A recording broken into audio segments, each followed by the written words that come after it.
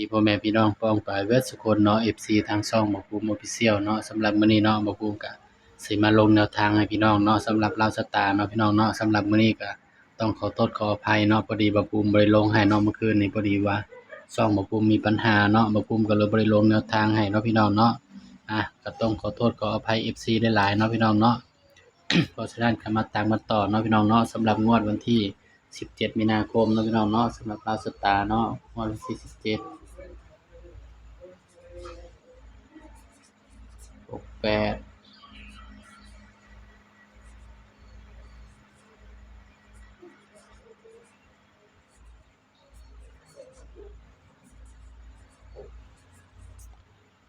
แต่ว่าบ่ภูมิลงให้มื้อนี้ก็ปังเลยเนาะพี่น้องเนาะลาวสตาร์เนาะแต่ว่าบ่ภูมิบ่ได้ลงให้เนาะต้องขอโทษขออภัย FC เด้อพี่น้องเด้อ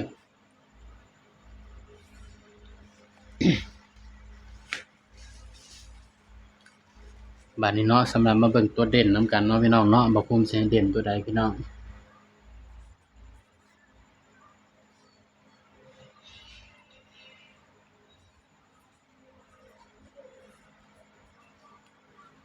มาเบิ่งตัวเด่นเนาะพี่น้องเนาะสำหรับเด่นเนาะลาวสตาร์เนาะพี่น้อง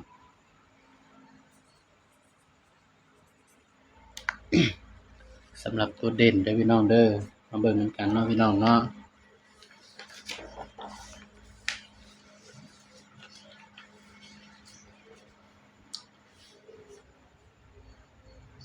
842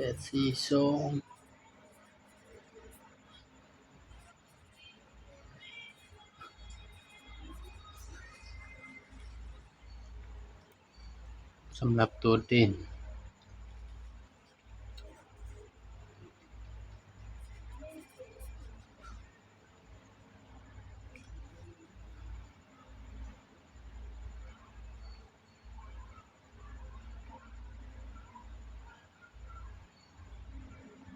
3 4 5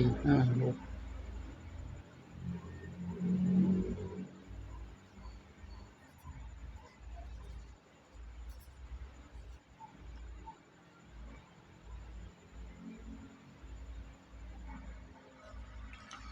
พี่น้องสำหรับตัวเด่นลาวสตาร์ผู้อื่นเนาะพี่น้องเนาะ มันก็ยากอยู่เนาะพี่น้องเนาะสำหรับตัวเด่นบ่ภูมิก็ให้เด่นไปที่2กับ3เด้อพี่น้องเด้อมื้อนี้มันออก42เนาะแต่ว่าให้เด่น2กับ3เนาะพี่น้องนี่เด้อพี่น้องมันก็เป็นเพียงแนวทางเนาะพี่น้องเนาะเพราะว่ามันมักออกตัวเก่าๆเนาะพี่น้องเนาะสำหรับลาวสตาร์เนาะพี่น้องอันนี้ก็มาจับคู่เนาะบ่ภูมิเลยพี่น้องบัดนี้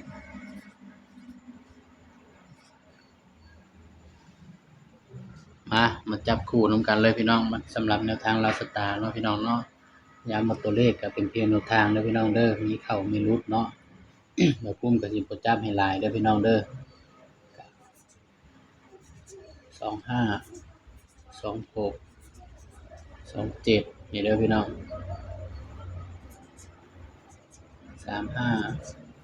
35 36 37ถ้าว่าสิกันให้ก็คือ แต่มันหลายเนาะถ้าสิกันก็เนาะพี่น้องเนาะนี่ก็เอาไปแค่6คู่เด้อพี่น้องเนาะสำหรับเด่นเนาะก็แล้วแต่คนมักเนาะพี่น้องเนาะบัดนี้มาเบิ่งชุดวินเนาะพี่น้องชุดวินลาวสตาร์เนาะ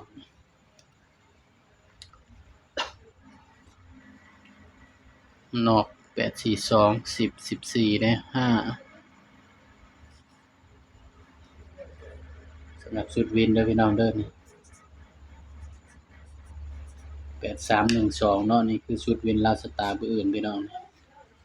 ย้ำว่าตัวเลขก็เป็นเพียงแนวทางเนาะพี่น้องเนาะนี่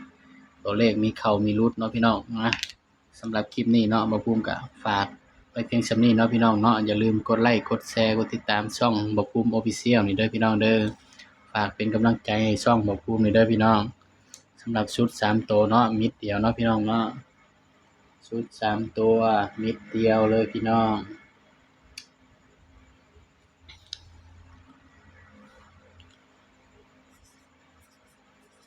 046เนาะนี่คือชุด3ตัวเด้อพี่น้องใครมักก็แคปหน้าจอไปเป็นแนวทางเนาะพี่น้องเนาะสำหรับคลิปนี้บ่ภูมิก็ฝากไว้เพียงส่ำนี้เนาะพี่น้องเนาะเดี๋ยวจะมาพ้อกันคลิปหน้าเนาะสำหรับคลิปนี้ก็สบายดีครับ